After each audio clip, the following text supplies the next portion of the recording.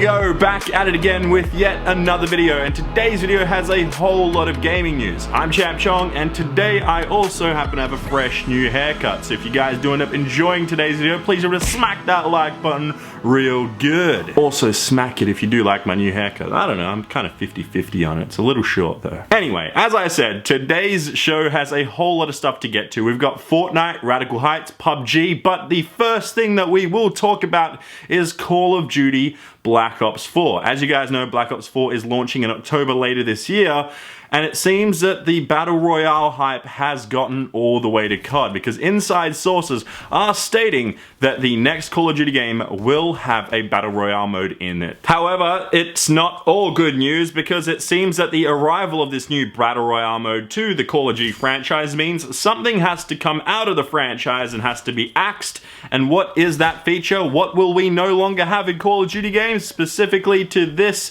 exact Call of Duty Black Ops 4? Well, it seems like they will be getting rid of the campaign. Yeah. No more story mode in Call of Duty. These inside sources have stated that the Black Ops 4 development is expanding on the multiplayer of the series. That includes the zombies, as we know, because that's become a huge multiplayer part of it, and especially since this is a Treyarch game. And then you've also got the multiplayer stuff in there, the regular multiplayer stuff, I should say, like Team Deathmatch. You got all that good stuff in there as usual. And then now it also looks like we've also got the Battle Royale mode added in there, which means there's just no more room for the single player of the game, which is kind of sad news. Actually, it is pretty sad news because, well, when you think about it, multiplayer is cool and all, we get to play with our friends, but the big staple of the franchise of Call of Duty that's been there from the very, very beginning, and it's always delivered, it's always been great, and it's always been the single player.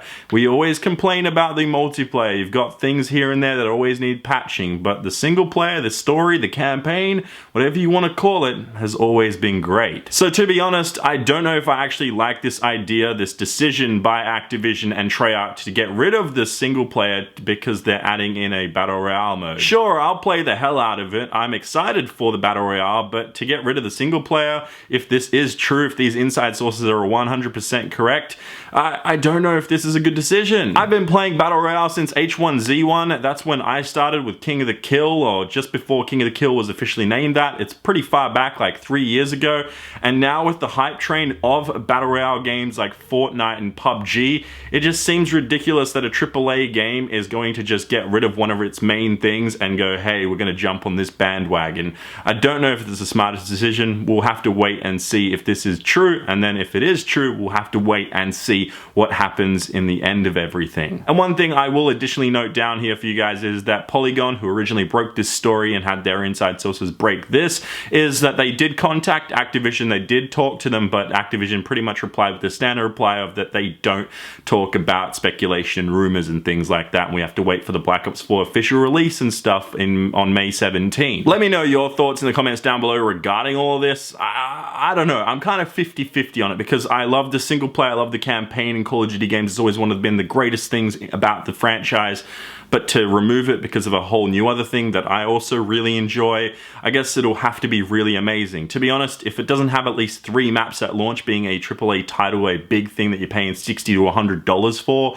it's not going to be worth it, I don't think. It better be something really out there. It better be something really, really good, and it has to stand out from the rest of the pack that are doing Battle Royale, because I'm pretty sure Battlefield will probably do it too. And the thing is, a lot of people are like probably thinking, wait, how do they develop such a complete different game mode and a complete different game essentially so quickly? Well, that takes us to our next news report on today's show, and it's got to do with Fortnite. And it's been revealed that the Battle Royale mode for Fortnite only took like 2 months to make. In a Q&A with the PlayStation blog, Epic Games did share a few little key details, and here's what we know. It seems that it only took from July 2017 to September 2017, that's only 2 months of development time, to create the Fortnite Battle Royale mode from the assets they originally had in the base project that they already had with Save the World. So it didn't take them too long, only a couple of months. It's pretty crazy to think it took them that little a time to create something so big. By big, I mean successful. Sure, the game at this time is a big game. Like, you've got 100 people on a map, you've got a whole lot of stuff, and they're they're always working, they're always bringing new stuff out, and they're developing on the go essentially. So to think that a game like Call of Duty is bringing in a Battle Royale mode and say, hey, they're not going to be able to do it in time, I'm pretty sure they'll be able to do it in time. A studio like Treyarch, a publisher like Activision, they have the resources to do something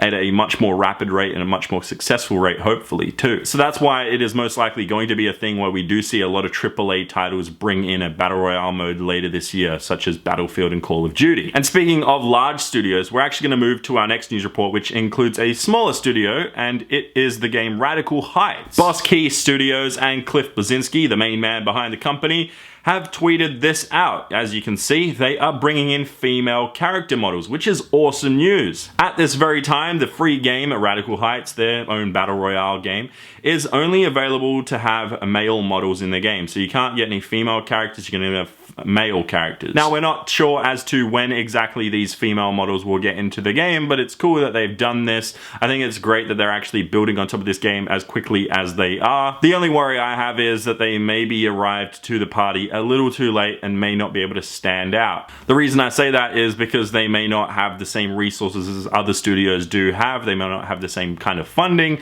and they are going through a bit of trouble with some people leaving their company to go to Epic Games and to work on Fortnite. But that might be a completely separate video because I want to dive right into that topic, but it may be a completely separate video for that reason. But yeah, it's really cool that they are building on top of this game and that they're bringing in female characters. But anyway, now we move on to one of the biggest games in the world still, surprisingly, even though Fortnite is doing so well, it's PUBG. The brand new Savage map, which is just a test server essentially. It's one of the new testing maps that's coming out. It's the third map, the third installment for the game PUBG, is actually back in playable action. It's only available for the next day or so. It's already been out for about a day. They only do about 48-hour cycles for this test. And they've added new areas in the game. They've adjusted the blue zone based on how many players are alive and a bunch of more little things here and there that they've fixed. The map is now denser, as I mentioned, with 3 new areas being added. The middle island is now home to Banyan Grove, an abandoned quarry. And then the southeastern section now has a dock. And as I also mentioned, the blue zone now adjusts to the players left in the game, which is a really cool addition to the game. I played on this map with the new changes for a few hours last night, and I think that these changes are a huge improvement, especially the blue zone being based on how many players are left alive and the change of the speed of it and everything. It meant that you would land, you'd have that initial fight possibly,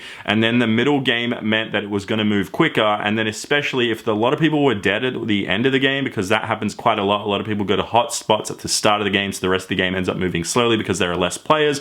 But this round it was a lot quicker because, well, the blue zone was moving a lot quicker, so it meant you were going to finish the game a lot faster. I honestly think this is the way to move forward in the future of PUBG and just Battle Royale games in general, that to have kind of a dynamic circle or dynamic zone that closes in, whatever you want to call it. It's just a really good feature and a really good change to the game. I'm not sure how many other games will end up taking this feature or this mechanic, I guess, and putting it into their own game, but I think they should. I think every PUBG, or I should say Battle Royale game, should share their ideas in a way and just make better games overall. No one really owns the whole Battle Royale concept, so just kind of steal from each other and do something awesome.